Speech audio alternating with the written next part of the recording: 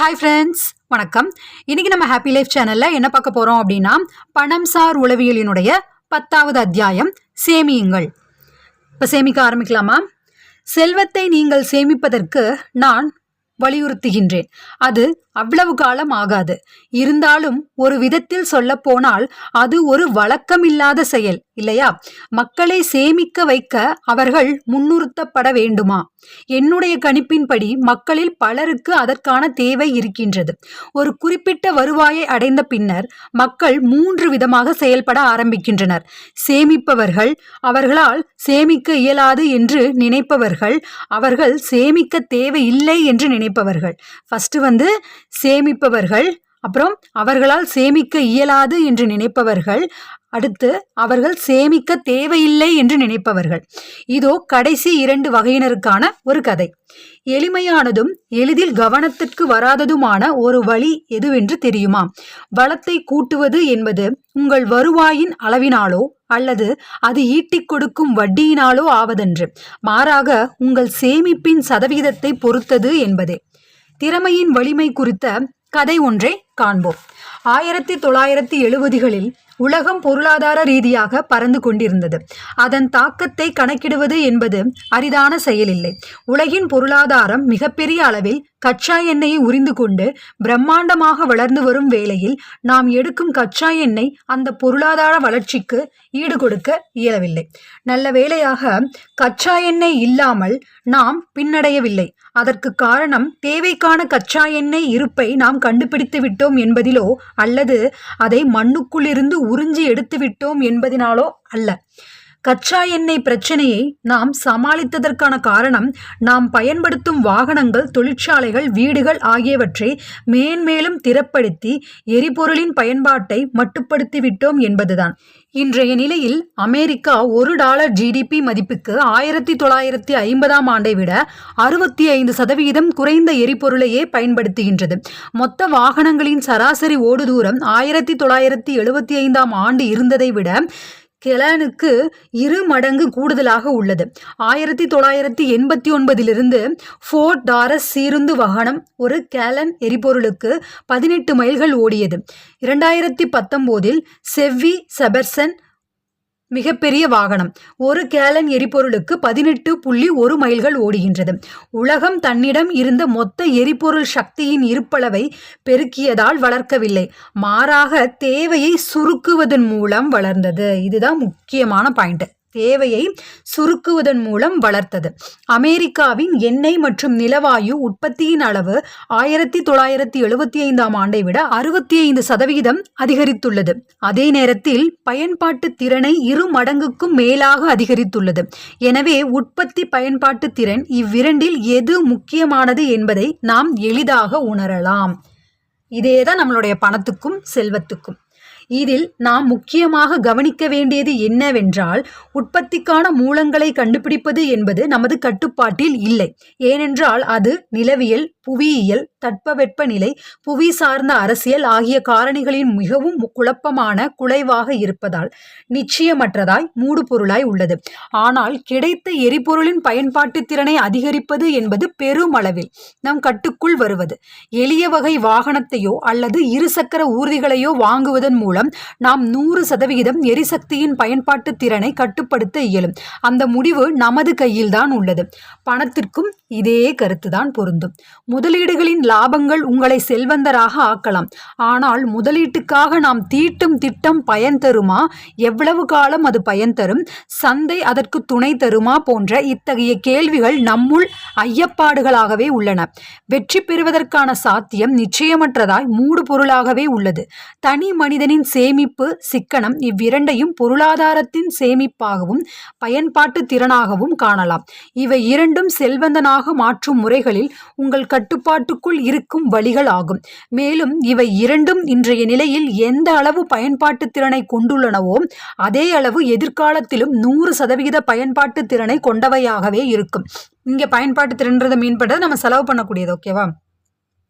கையிருப்பில் அதிகமான பணம் இருப்பதையும் அல்லது அதிக அளவிலான லாபத்தை பெறுவதையும் மட்டுமே செல்வத்தை பெருக்குவதற்கான வழிகளாக எண்ணி இருந்தால் அது அவநம்பிக்கையையே ஏற்படுத்தும். இந்த நிலை 1970களில் கச்சா எண்ணெய் தீர்ந்து போய்விட்டால் நொடித்து போய்விடுவோம் என்று எண்ணிக்கொண்டிருந்தவர்களின் நிலையையே ஒத்திருக்கும். எதிர்கால பாதை மிகவும் கடினமானதாகவும் நம் கட்டுப்பாட்டில் அடங்காததாகவே தோன்றும். உங்கள் சேமிப்பையும் சிக்கனத்தையும் உங்கள் காலப்பாதையோடு பொருத்தி பார்த்தால் எதிர்காலத்தின் விதி உங்களுக்கு தெளிவாக புரிய ஆரம்பிக்கும்.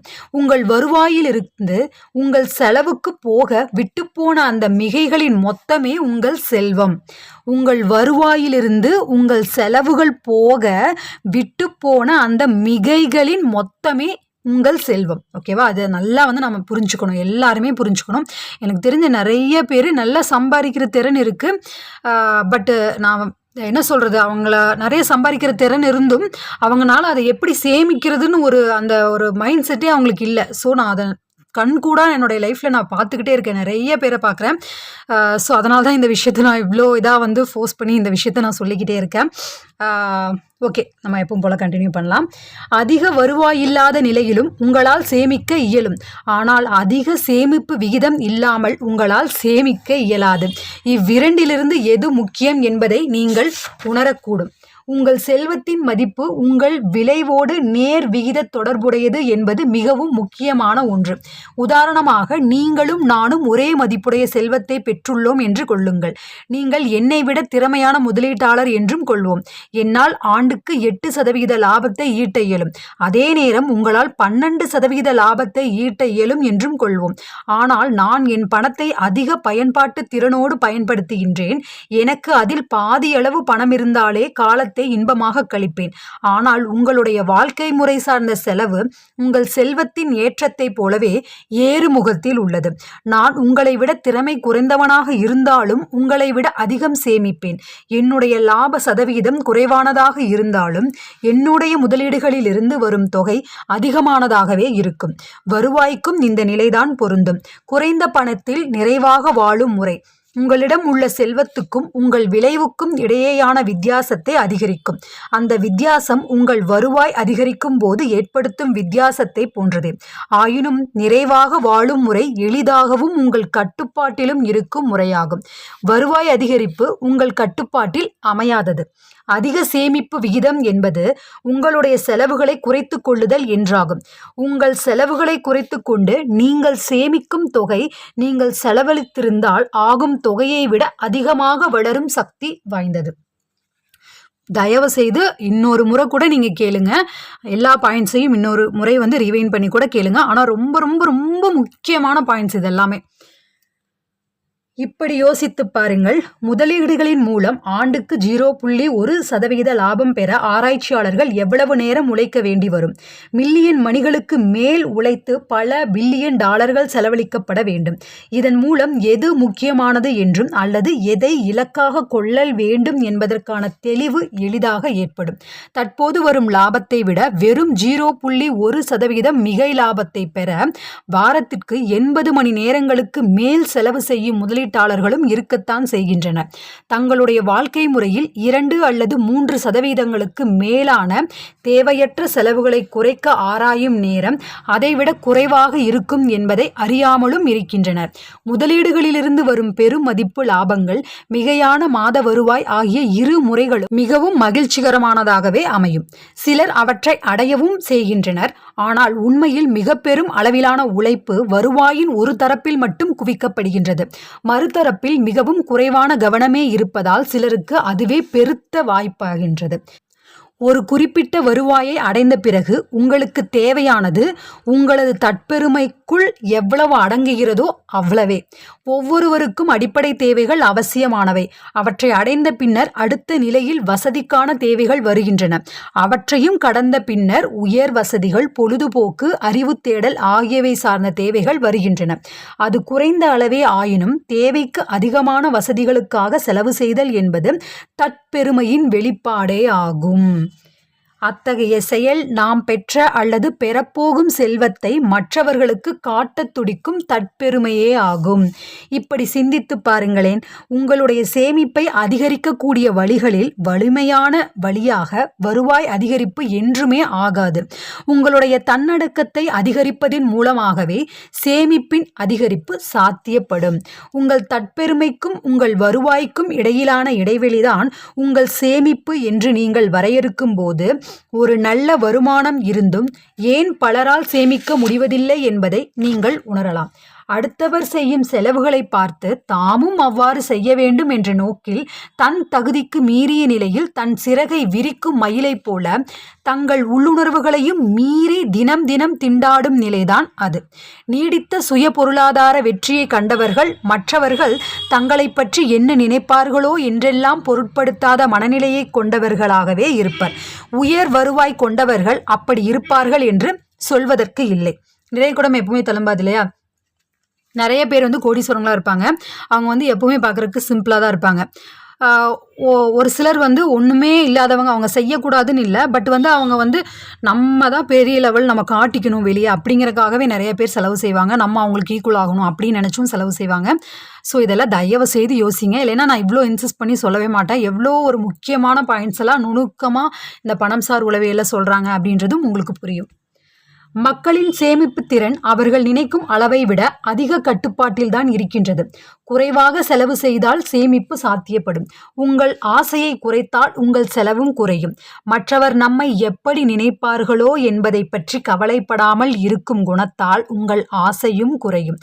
நான் இந்நூலில் பெரும்பான்மையான இடங்களில் என் வாதமாக வைப்பது பொருளாதாரத்தை விட மனோநிலையை பொறுத்தே பணம் அமைகிறது என்பதே. பொருளாதாரத்தை விட மனோநிலையை பொறுத்தே பணம் அமைகிறது என்பதே. நீங்கள் சேமிக்க எந்த ஒரு சிறப்பான காரணமும் தேவையில்லை.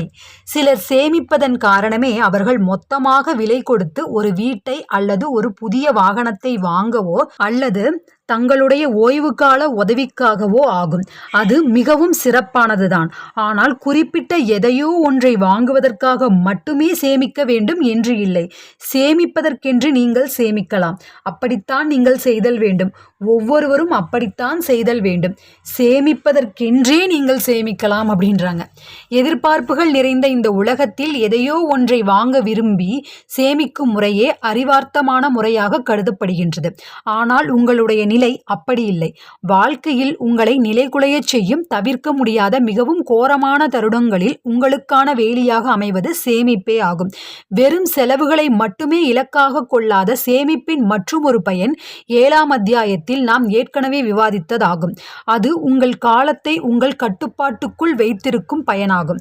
பணத்தினால் வாங்கப்படக்கூடிய கண்கூடான பொருட்களை எவரும் அறிவர்.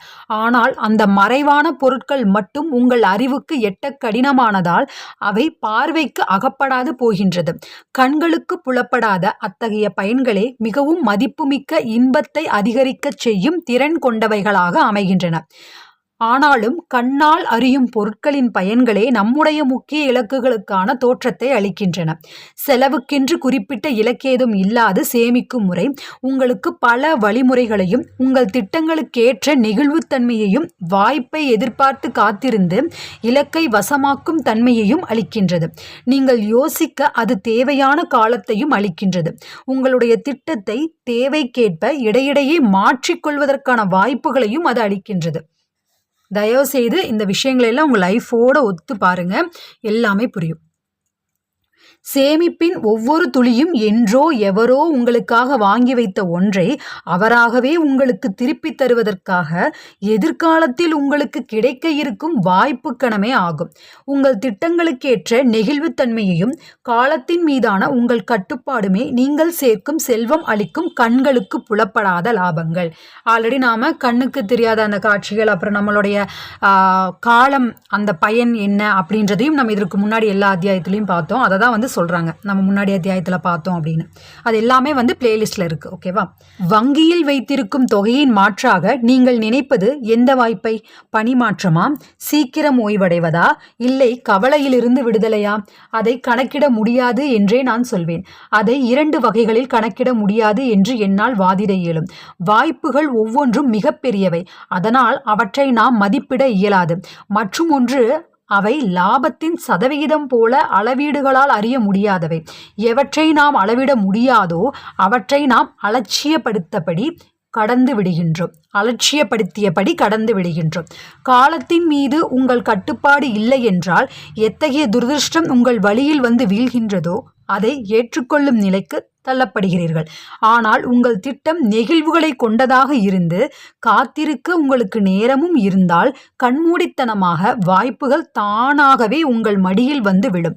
இதுவே சேமிப்பு நமக்கு அளிக்கும் கண்களுக்கு புலப்படாத லாபம். இதையெல்லாம் தயவு செய்து நம்ம லைஃபோட ஒப்பிட்டு அது எந்தெந்த கீ பாயிண்ட்டுக்கு, இப்போ நான் இதை வந்து ஜஸ்ட் வந்து இந்த துரதிருஷ்டமான வாய்ப்பு அந்த மாதிரியெல்லாம் சொல்லும்போது நான் ஜஸ்ட் ஒரே ஒரு பாயிண்ட் சொல்கிறேன். இப்போ சப்போஸ் ஒரு இடத்துல ஒர்க் பண்ணிகிட்ருக்கோம், அந்த இடத்துல திடீர்னு வேண்டாம், இப்போ ஐடி ஜாப்ஸ் எல்லாம் அந்த மாதிரி சொல்கிறாங்க இல்லையா, சடனாக வந்து வேலையை விட்டு அனுப்பிச்சிடுறாங்க. ஸோ அந்த மாதிரி டைம்லலாம் நம்மளுடைய சேமிப்பு எந்த அளவுக்கு உபயோகமாக இருக்கும். இதே வந்து நாம் என்ன பண்ணுறோம், நம்மளுக்கு ஒரு 5 லட்சம் இருக்குது அப்படின்னா அதை எடுத்துகிட்டு போய் நான் ஒரு கார் வாங்கி வச்சிடறேன் அப்படின்னா, உங்களை வேலையை விட்டு நிறுத்திட்டாங்க அப்படின்னா அந்த கார் உங்களுக்கு பயன்படுமா? படாது. அதே நேரத்தில் அந்த 5 லட்சம் பணம் இருந்தது அப்படின்னா நீங்கள் வந்து எந்த ஒரு ஒரியும் இல்லாமல் அந்த அமௌண்ட்டை இருக்குது அப்படின்ற அந்த தைரியத்தோட அடுத்த பாதையை நோக்கி செல்லலாம். இல்லைன்னா நம்ம ரொம்ப நொடிஞ்சு போயிடுவோம் இல்லையா? ஸோ அதைத்தான் வந்து சொல்கிறாங்க. இந்த மாதிரி தான் ஒவ்வொரு இடத்துலையும் லைஃபோடு ஒப்பிட்டு பாருங்கன்னு அதுக்கு தான் நான் திரும்ப திரும்ப சொல்லிக்கிட்டே இருக்கேன். வங்கியில் உள்ள உங்கள் சேமிப்பு உங்களுக்கு வெறும் 0% வட்டியே தருகிறது என்றே கொள்வோம். ஏதோ ஒரு சிறப்பான இலக்கை எட்டுவதற்காக நீங்கள் தற்போது இருக்கும் வேலையை விட்டுவிட்டு அதைவிட குறைந்த ஊதியத்தில் மற்றொரு வேலையில் சேர்வதற்கான தைரியத்தை அந்த சேமிப்பு உங்களுக்கு தருகின்றது. ஆக்சுவலாக நான் இப்போ தான் உங்களோட தான் சேர்ந்து இந்த புத்தகத்தை படிக்கிறேன். நான் எனக்கு தெரிஞ்ச விதத்தில் ஒரு எக்ஸாம்பிள் சொல்லலாம்னு சொன்னேன். பட் இங்கே அந்த மாதிரி தான் கொடுத்துருக்கு. ஐ ஹோப் நான் இதோட ஒன்றி கேட்டுட்ருக்கேன் அப்படின்னு நினைக்கிறேன். நான் அந்த மாதிரி பாயிண்ட் சொல்லும்போது உங்களுக்கும் அந்த மாதிரி தோணுச்சா, என்ன மாதிரியே ஒரு வேவ் தோணுச்சா, இந்த மாதிரி ஒர்க் ரிலேட்டடாக அப்படின்னு தோணுச்சு அப்படின்னா ஒரு ஹைஃபை கொடுத்துக்கலாம். நம்ம எல்லாத்துக்கும் ஒரே மாதிரி தாட் இருக்குது. நம்ம எல்லாரும் சேமிப்பை நோக்கி செல்வத்தை நோக்கி போயிட்டுருக்கோம் அப்படின்னு நம்ம தெரிஞ்சுக்கலாம். அல்லது காத்திருக்கும் வாய்ப்பற்ற நிலையில் மோசமான வழியில் முதலிடும் நிலைக்கு உங்களை தள்ளாது. நல்ல ஒரு முதலீட்டு வாய்ப்புக்காக உங்களை காத்திருக்க சாத்தியப்படுத்துகிறது. அடுத்து, கண்களுக்கு புலப்படாத அந்த லாபமே மிகவும் முக்கியமானதாக ஆகின்றது. உலகம் மிகவும் சிறியதாகவே இருந்து வந்திருக்கின்றது. வரலாற்று ஆய்வாளர் ராபர்ட் கார்டன் ஒரு 100 ஆண்டுகளுக்கு முன்னர் 75% அமெரிக்கர்கள் தொலைபேசியையோ அல்லது இயல்பான அஞ்சல் தொடர்பையோ பெற்றிருக்கவில்லை என்கின்றனர். அதனால் வாய்ப்புகள் அந்த சுருங்கிய உலகத்துக்குள்ளாகவே இருந்து வந்தன. சராசரி அறிவாற்றல் உடைய தொழிலாளி ஒருவர் அந்த ஊரின் மிகச்சிறந்த அறிவாளராக கருதப்பட்டார். அடுத்த நகர்களில் உள்ள மற்ற தொழிலாளிகளோடு போட்டியிட வேண்டிய நிலை இல்லாத காரணத்தால் அந்த ஒருவரை கொண்டாடப்பட்டார். அந்த நிலை இப்போது மாறிவிட்டது. இன்று தொழில்நுட்பத்தால் உலகம் சுருங்கிய காரணத்தால் அன்று ஒரு 100 அல்லது 1000 மனிதர்களுக்கிடையே இருந்த அந்த போட்டி இப்போது உலகின் பல்வேறு இடங்களில் உள்ள மில்லியன் அல்லது பில்லியன் மனிதர்களுக்கு இடையே நடக்கின்றது. உடலை கொண்டு செய்யும் பணிகளை விட இது மூளையை கொண்டு செய்யும் பணிகளுக்கு மிகவும் பொருந்தும் உண்மையாகும். கல்வி, சந்தைப்படுத்துதல், ஆராய்ச்சி, தொழில் ஆலோசனை, கணக்கியல், கணினியல், இதழியல், மருத்துவம் என பல்வேறு துறைகளில் உலகின் ஒட்டுமொத்த திறமையுடையவர்களுடன் போட்டியிட வேண்டியதாக உள்ளது. கணினிமயமாக்கல் இன்று புவியியல் எல்லைகளை உடைத்திருந்து கொண்டிருக்கும் வேளையில் இன்னும் அதிக அளவிலான துறைகள் இம்முறைக்கு மாற வேண்டிய கட்டாயம் வரும். புது நிறுவனங்களுக்கான முதலீட்டாளரான மார்க் ஆண்டர்சன் இது குறித்து மென்பொருள் உலகை நின்று கொண்டு வருகிறது என்கின்றார். போட்டியின் இந்த பரவல் அதிகரித்து கொண்டே வரும் வேளையில் ஒரு கேள்வி உங்களுக்கு தோன்றலாம். எப்படி நான் நின்று வெல்வது? நான் புத்திசாலி என்பது நாளுக்கு நாள் மிகவும் முட்டாள்தனமாக தெரியும் பதிலாகும். ஏனென்றால் உலகில் கணக்கற்ற புத்திசாலிகள் உள்ளனர். ஏறக்குறைய 600 பேர் SAT தேர்வில் தேர்ச்சி பெறுகிறார்கள். மேலும் ஒரு 7000 பேர் இலக்குக்கு மிக அருகிலான புள்ளிகளை பெற்று வருகிறார்கள். வெல்பவர்களுக்குத்தான் எல்லாம் என்னும் இன்றைய நிலையில் எல்லைகள் உடைந்த இவ்வுலகில் இத்தகையோரே உங்கள் நேருக்கு நேரான போட்டியாளர்கள். சுருங்கி கிடக்கும் நம்முடைய இன்றைய உலகில் அறிவாற்றல் மட்டுமே நம்பத்தகுந்த அனுகூலம் ஆகாது. ஆனால் திட்டங்களுக்கேற்ற நெகிழ்வுத்தன்மை அப்படியான ஒரு காரணியாகும். மீப்பெரும் போட்டிக்கு உள்ளாகும் அறிவாற்றலை கொண்ட இந்த உலகில் முந்தைய பல்வேறு தொழில்நுட்பங்கள் தானியங்கிகளாக மாற்றப்பட்டு விட்டன. இந்த நிலையில் போட்டி என்பது தொடர்பு கொள்ளும் முறை, பரிவு, நெகிழ்வுத்தன்மை போன்ற மென் திறன்களுக்கும் மிகவும் செறிந்த நுண் அறிவுக்கும் மாறிவிட்டது. தகவமைத்துக் கொள்ளும் அந்த நெகிழ்வுத்தன்மை இருந்தால் உங்கள் வேலை வாய்ப்புகளுக்காகவும் உங்கள் முதலீட்டுக்கும் நல்ல வாய்ப்புகளுக்காக நீங்கள் காத்திருக்கலாம். தேவை என்று வரும்போது புதிய திறமைகளை கற்றுக்கொள்ளும் வாய்ப்புகளையும் நீங்கள் பெறலாம். நீங்கள் செய்ய இயலாத பணிகளை செய்யத்தகுந்த போட்டியாளர்களுடன் எதிர்த்து போட்டியிடுவதை விட கொஞ்சம் இடம் விட்டு உங்கள் விளைவுக்கும் திறமைக்கும் ஏற்ற பணியை உங்கள் வழியில் தேடிக்கொள்ளலாம். மிதமான கதியில் ஒரு புதிய செயல்முறையில் உங்களை ஈடுபடுத்தி கொண்டு வாழ்க்கையை புதிய அனுமானங்களோடு அணுகலாம். மற்றவர் செய்ய இயலாத ஒன்றை செய்ய தகுந்த அந்த தனித்துவம் உங்களை மற்றவர்களிடமிருந்து வேறுபடுத்தி காட்டும் சில குணங்களில் ஒன்றாகும். இன்றைய நிலையில் அறிவாற்றல் என்பது தொடர்ந்து பயன்படுத்தக்கூடிய திறமை ஆகாது. காலத்தின் மீதும் உங்களுக்கான வாய்ப்புகளின் மீதும் நீங்கள் கொண்டிருக்கும் அதிக அளவிலான கட்டுப்பாடு உலகின் மிகவும் மதிப்புமிக்க செல்வமாக மாறி வருகிறது. காலத்தின் மீதும் உங்களுக்கான வாய்ப்புகளின் மீதும் நீங்கள் கொண்டிருக்கும் அதிக அளவிலான கட்டுப்பாடு உலகின் மிகவும் மதிப்புமிக்க செல்வமாக மாறி வருகிறது. எனவேதான் மேலும் மேலும் மக்கள் சேமிக்க முடியும், மேலும் மேலும் மக்கள் சேமித்தல் வேண்டும். அவர்கள் இன்னும் என்ன செய்தல் வேண்டும் என்று உங்களுக்கு தெரியுமா? உங்கள் மூளையை பிசைந்து கொள்ளாதீர்கள். அதைத்தான் நான் சொல்ல இருக்கின்றேன் அடுத்த அத்தியாயத்தில் என்ன அப்படின்றத நாம நெக்ஸ்ட் வீடியோவில் பார்க்கலாம். ஓகே ஃப்ரெண்ட்ஸ், உங்கள் எல்லோருக்குமே இந்த நாள் மட்டுமல்ல எல்லா நாளுமே இனிய நாளாக அமைய வாழ்த்துக்கள். பாய்.